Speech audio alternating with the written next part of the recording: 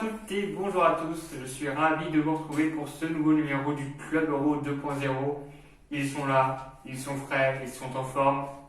En ce lundi, bonjour Benji, bonjour Kevin. Salut vous deux, comment ça va? Bonjour, chez vous, ça va, très bien. Et toi, ça va? Ça va. J'ai du mal avec vos prénoms, c'est le début de semaine, mais il y a un moment donné, je vais vous appeler, je sais pas comment je vais vous Jean-Pierre et appeler. Patrick. Ah bah voilà, Jean-Pierre et Patrick sont avec nous. On espère que vous allez bien, que vous avez passé un bon week-end, qu'il y avait des beaux matchs. On va tout de suite, je vais tout de suite vous donner le sommaire de l'émission. On va vous présenter les deux matchs du jour. Ensuite, ce sera le duplex. On poursuivra avec l'attaque défense. Et en clôture, vous aurez nos pronostics, ainsi que les pronostics de Dave Apadou et de John Ferreira, que vous avez déjà vus dans l'émission, évidemment. Ils seront là en fin d'émission avec nous pour les pronostics. Alors, restez avec nous jusqu'au bout. Et on commence tout de suite avec Kevin. La présentation des matchs. C'est Kevin qui commence la présentation des matchs. Évidemment, avec le match Croatie-Espagne. Alors, ces deux équipes se sont affrontées à 8 reprises. 4 victoires pour l'Espagne, 3 pour la Croatie et un match nul. Oula, non, tu réussis. C'était le bras sous le suivi, mais apparemment. Non. La Croatie a entamé son euro par une défaite contre l'Angleterre, 1-0. Elle a enchaîné avec un match nul contre la République tchèque, 1 partout, et a gagné contre l'Écosse 3-1. Donc c'est une équipe qui monte crescendo. Ouais. Donc l'Espagne peut peut-être avoir un souci, on va voir. Quant à l'Espagne, elle a fait un match nul contre la Suède 0-0, un autre match nul contre la Pologne 1 partout, et une victoire contre la Slovaquie 5-0. Ouais, 5-0, il est violent. Ouais. Voilà, ils ont fini fort. Ouais, bah oui. Mais je pense que la Croatie peut poser problème à l'Espagne. Les pronostics, on verra plus tard. Mais... Ouais. Donc voilà. Du coup, Ludo, je te laisse parler du prochain match. Ah, c'est gentil. Bah, moi, je vais vous parler de la rencontre qu'on attend tous, évidemment, France-Suisse. À savoir déjà que ces deux équipes se sont rencontrées 38 fois. Il y a eu 16 victoires pour la France, 12 pour la Suisse et 10 matchs nuls. Donc c'est équilibré, hein, comme à peu près. Sur le parcours de la France dans cet Euro, jusqu'à présent, elle a gagné son premier match 1-0 face à l'Allemagne. Ensuite, c'est fut un nul face à la Hongrie, 1 partout. Et en clôture de la phase de groupe, 2 partout avec le Portugal. Quant à la Suisse, elle a fait un match nul 1 partout face au Pays de Galles, une défaite 3-0 face à l'Italie, et enfin une victoire 3-1 face à la Turquie. Tu as dit un match contre la Turquie, si je peux me permettre, c'était vraiment nul comme match. La Turquie. que tu me dis. La Hongrie. Ah oui. Il était plus que nul. Donc à voir aussi, c'est vrai qu'on pourrait se dire que ça pourrait être un adversaire facile, la Suisse, mais peut-être pas. On vous en dira plus évidemment dans la suite de l'émission. Et maintenant, c'est quel mot qu'est-ce qu'on fait? Eh bah, c'est le duplex, c'est parti. Nous retrouvons tout de suite Romain pour le duplex. Bonjour à vous en plateau et bonjour chez vous derrière votre écran. On se retrouve comme tous les jours pour l'anecdote du jour.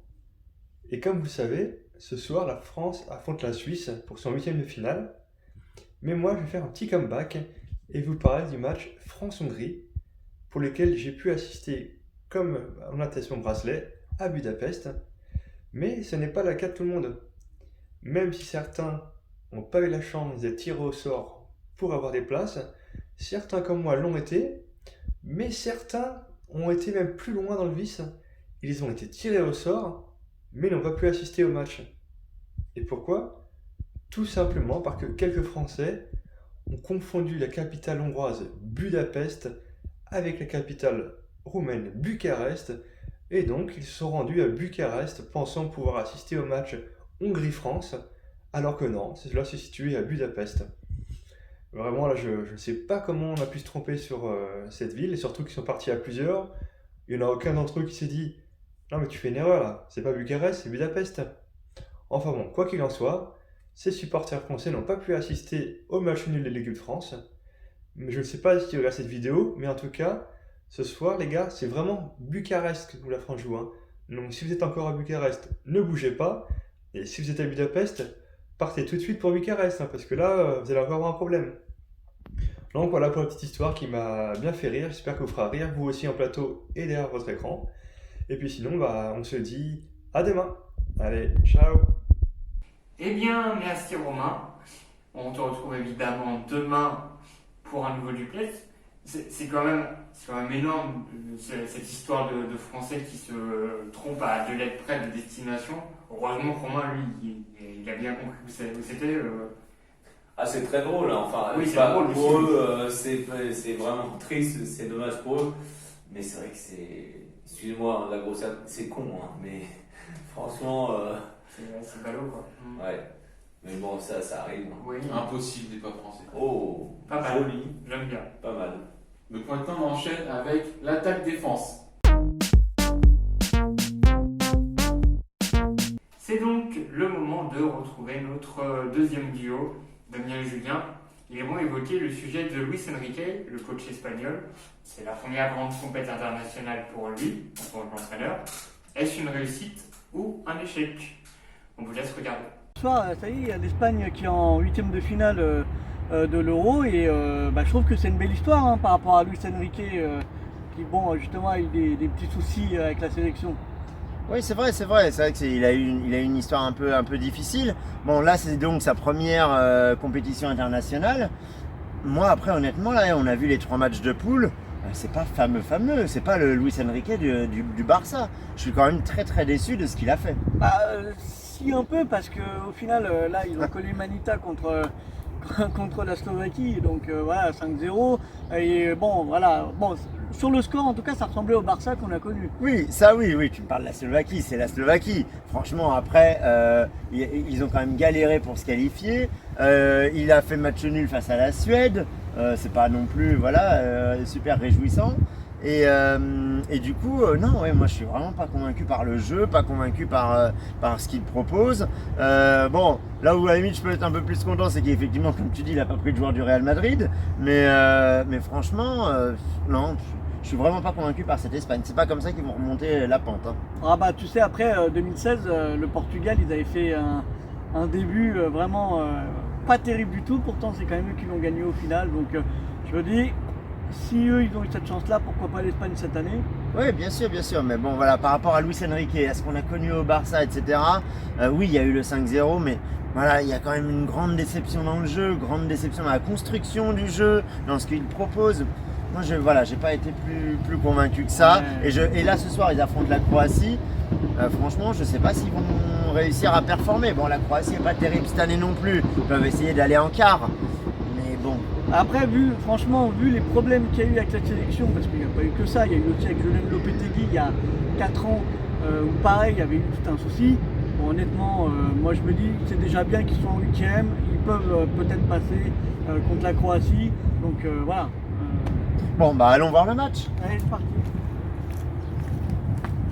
Eh bien, merci Damien, merci Julien. Je vous dis à demain. Une petite réaction au sujet qu'ils ont évoqué. Je te sens chaud, Benji. Ouais, moi Luis Enrique j'aime beaucoup. Il a su prendre un risque en faisant rajeunir cette équipe d'Espagne. Pour l'instant, c'est, on va dire, honorable. Ils se sont qualifiés pour les 8e de finale. Reste à voir la suite de la compétition. Est-ce qu'ils vont réussir à se qualifier pour les quarts? On verra. Mais pour l'instant, ouais, je dirais que le terme réussite est un peu gros, mais c'est bien parti pour. Quant à moi, je prends le mot réussite, je prends le mot échec, je les mélange et il y a le mot moyen qui sort. Donc voilà, j'en dirais pas Ouais, plus. je trouve moyen pour l'instant. Moi c'est moyen. Vu les 3 premiers matchs, c'est moyen. Oui, une victoire et Les 2 matchs nuls. Donc pour moi c'est moyen. Ouais. Bon. Ludo. Attention, je n'évoquerai pas ce sujet, je n'ai pas trop suivi, donc voilà. Je ne préfère pas en dire plus, mais merci à vous deux pour vos réactions. Et n'hésitez pas vous aussi à réagir sur les sujets qui sont abordés dans l'émission sur nos réseaux sociaux en commentant les vidéos, Facebook, Instagram et YouTube. Et on va tout de suite enchaîner vers la fin de l'émission avec nos pronostics. C'est Benji qui commence la partie pronostic. Oui, avec Croatie-Espagne où je vois un 2-1 pour l'Espagne face à la Croatie. Kevin. Moi, ce sera 1-0 pour la Croatie. Ah. Et oui. Et La toi, grosse cote. Ludo? Ah ouais, c'est intéressant. Moi, je suis plus comme toi, Benji. Je vois plutôt la victoire de l'Espagne 3-2 pour cette rencontre. Bon, à mon avis, j'ai du mal à imaginer la Croatie l'emporter, mais bon, on verra bien. Hein. Et donc, ce match-là sera à 18h. Je te laisse poursuivre, Kevin. Bien sûr, avec le match France-Suisse. 3-1 pour la France. Ce qui nous ferait un quart de finale France-Croatie. La revanche de la Coupe du Monde. Pas pour les prods. Oui, C'est nous. Ouais. Donc voilà, c'est tout. Et toi, Ludo? J'ai envie d'espérer de prendre la victoire de la France 2-1, même si, ce que je disais, je ne sais pas si je l'ai dit, mais voilà, je ne suis pas hyper convaincu par cette équipe de France pour l'instant, donc j'espère qu'elle va me donner envie d'y croire davantage et qu'elle va nous faire rêver encore jusqu'au 11 juillet, quoi. Et toi, Ben, j'ai donné mon score 2-1 2-1. Oui, je l'ai dit, pardon, je suis perturbé. Bah moi, ça y est, je sens que la France va vraiment rentrer dans cette compétition. Et je vois un 2-0 victoire de la France face à la Suisse, même si je pense que la Suisse va donner du fil à retordre à l'équipe de France. Voilà. Voilà. Eh bien, merci à vous deux. N'hésitez pas vous aussi à nous donner vos pronostics en commentant la vidéo sur nos réseaux sociaux. Et avant de clôturer l'émission, je vous rappelle que ce n'est pas fini. Dave Apadou et John Ferreira, que vous avez déjà vu dans l'émission, vont nous pronostiquer respectivement donc John Ferreira la rencontre Croatie-Espagne et Dave Apadou la rencontre France-Suisse. On vous laisse regarder leur pronostic. Bonjour les amis, et ben ouais, un peu sous la pluie mais toujours du soleil dans la tête parce que cet Euro finalement il est vraiment sympa, il est sympa, il y a des bons matchs, là en plus on arrive dans les moments qui comptent et notamment pour l'équipe de France face à la Suisse. Alors évidemment c'est une affiche qu'on connaît bien, la Suisse a beaucoup affronté depuis le début des années 2000, jamais à notre détriment. Alors parfois il y a eu des matchs nuls, des choses comme ça. Mais par contre, pour la première fois dans un match coup près. Alors, bon, c'est une donnée comme une autre, mais je suis pas sûr que ce soit fondamental. Les Bleus ont l'air vraiment supérieurs à cette équipe suisse, qui est plus du tout le poil à gratter et le coffre-fort, selon les jeux de mots, qui était il y a quelques années. Aujourd'hui, c'est une équipe plus fragile, peut-être un peu plus vieillissante, même s'il y a des jeunes joueurs pas mal, Mbolo et compagnie. Mais franchement, je vois pas les Bleus être en difficulté. À limite, l'ennemi est de l'intérieur, en fait, avec ses blessés, avec Digne, Lucas Hernandez, peut-être un système à revoir, parce que finalement, on a des petits soucis d'équilibre et d'animation. Donc voilà, mais malgré tout, je vois bien les Bleus l'emporter assez aisément. Pas trop s'avancer, mais quand même. Je vois bien aller un 2-0. Et peut-être un doublé de Mbappé. Voilà. Les deux autres ont marqué. Griezmann lors du deuxième match. Doublé de Benzema contre le Portugal. Et maintenant, c'est au tour de Mbappé. Non pas de dire qu'il va commencer son Euro, parce que finalement, son Euro est plutôt pas mal dans le jeu. Mais des joueurs de cette dimension, des attaquants aussi carnivores, carnassiers, ils veulent marquer, et voilà, je vois bien un petit but, voire un doublé de Mbappé. Voilà, 2-0 pour les Bleus. Voilà, à bientôt. Salut. Bon, on approche du 8e de finale. Espagne-Croatie, ou plutôt Croatie-Espagne dans ce sens-là. Et il y a quelque chose qui a changé la donne, c'est le Covid qui a été annoncé du côté de la Croatie, le meilleur buteur qui sera absent, Perisic. Et je pense que ça peut changer la donne parce que voilà, je vais donner du crédit aux Espagnols qui ont retrouvé de la confiance face à la Slovaquie. J'en ai parlé avec Sarabia notamment avant-hier sur un entretien. Et ils sont surmotivés, les Espagnols, et ont bien envie d'aller chercher un quart de finale possible contre la France. Donc je vais dire la victoire de l'Espagne dans ce match-là, et je vais dire avec du spectacle 3-1 en faveur des Espagnols. Allez, je vous embrasse, en direct de Copenhague. Ciao. Ça y est, vous venez de voir les pronostics de Dave Apadou et John Ferreira. Mais on vous réserve une surprise supplémentaire. D'autres célébrités ont accepté de jouer le jeu. Qui ça peut être? On vous laisse regarder les images. Bon, alors mon pronostic pour ce France-Suisse. En 2014, à la Coupe du Monde, on avait joué les Suisses, c'était en phase de poule, on avait gagné 5-2. Je pense pas qu'il y aura ça cette fois-ci. Je verrais plutôt, on est sur une défense à 3 en Suisse, prise à 2 Mbappé, ça va jouer évidemment super défensif. Mais je pense que ça finira par craquer. Je vais dire 2-0 pour les Bleus. C'est comme ça que ça va se passer, normalement. Eh bien, merci à nos célébrités qui ont accepté de jouer le jeu avec nous. Bah oui, merci, c'est très... Eh bien, ça y est, on a fait le tour de l'émission pour aujourd'hui. Mmh. Rapidement, je vous rappelle donc les rencontres du jour que vous avez déjà entendu parler 15 000 fois. Croatie-Espagne à 18h, France-Suisse à 21h. Je vous rappelle qu'elles sont diffusées sur beIN Sport et sur TF1, donc pas de problème pour les regarder. Et quant à nous, on se retrouve demain, en sachant qu'en début d'émission, vous aurez le débrief, où on parlera de la rencontre qui a lieu ce soir. Bien sûr. Et en attendant, Allez les Bleus. allez la France, allez encore, Allez, là, les c'est la Bleus. France. Allez les Bleus! Ça sera le dernier match. Oh non!